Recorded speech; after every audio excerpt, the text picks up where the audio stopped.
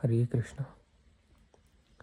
The 34th Shloka from the 9th chapter, the most confidential knowledge.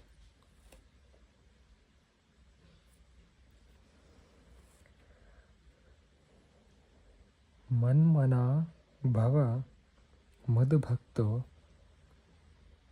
madhyaji mam namaskuru mam evaishyasi yuktaivam atmanam mat parayanaha. Engage your mind always in thinking of me. Become my devotee. Offer obeisances to me and worship me. Being completely absorbed in me, surely you will come to me. Purport. In this verse, it is clearly indicated that Krishna consciousness is the only means of being delivered from the clutches of this contaminated material world.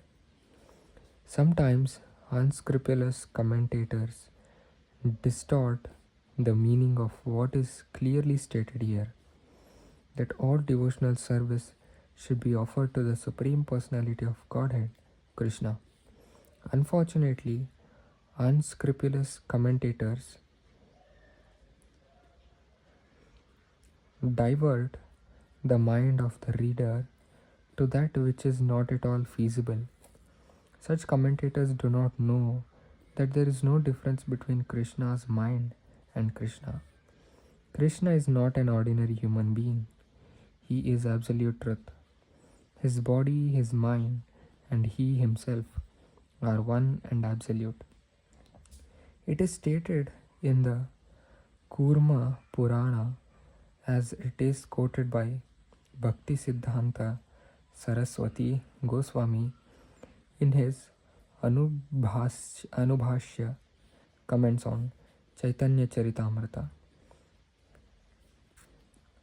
Deha dehi vibhedo yama neshware vidyate kochit. This means that there is no difference in Krishna, the Supreme Lord, between himself and his body. But because the commentators do not know this science of Krishna, they hide Krishna and divide his personality from his mind or from his body. Although this is sheer ignorance of the science of Krishna, some men make profit out of misleading people. There are some who are demonic. They also think of Krishna but enviously, just like King Kamsa, Krishna's uncle. He was also thinking of Krishna always, but he thought of Krishna as his enemy.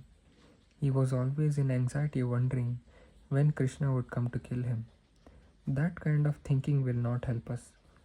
One should be thinking of Krishna in devotional love, that is bhakti. One should cultivate the knowledge of Krishna continuously. What is that favorable cultivation? It is to learn from a bona fide teacher. Krishna is the Supreme Personality of Godhead, and we have several times explained that his body is not material, but is eternal blissful knowledge. This kind of talk about Krishna will help one become a devotee. Understanding Krishna otherwise from the wrong source will prove fruitless. One should therefore engage his mind in the eternal form, the primal form of Krishna, with conviction in his heart that Krishna is the Supreme.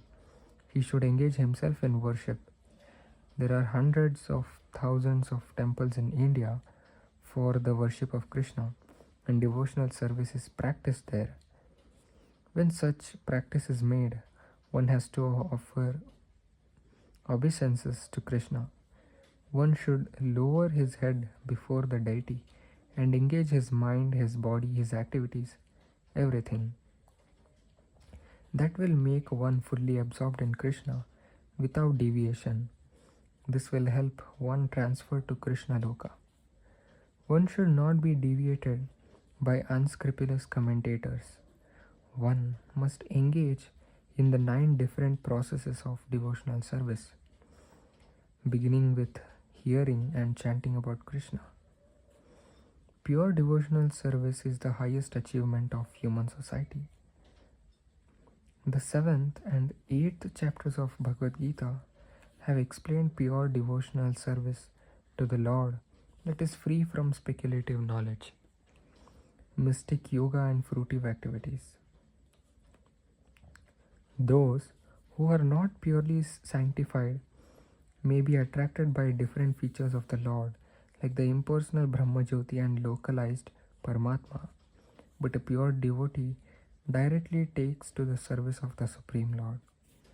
There is a beautiful poem about Krishna in which it is clearly stated that any person who is engaged in the worship of demigods is most unintelligent and cannot achieve at any time the supreme award of Krishna. The devotee in the beginning may sometimes fall from the standard, but still he should be considered superior to all other philosophers and yogis. One who always engages in Krishna consciousness should be understood to be a perfectly saintly person.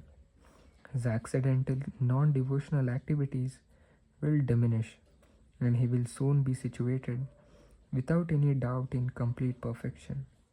The pure devotee has no actual chance to fall down because the Supreme Godhead personally takes care of his pure devotees. Therefore, the intelligent person should take directly to the process of Krishna consciousness and happily live in this material world. He will eventually receive the supreme award of Krishna. Thus end the Bhakti Vedanta purports to the 9th chapter of the Srimad Bhagavad Gita in the matter of the most confidential knowledge. Until the next one, Hare Krishna.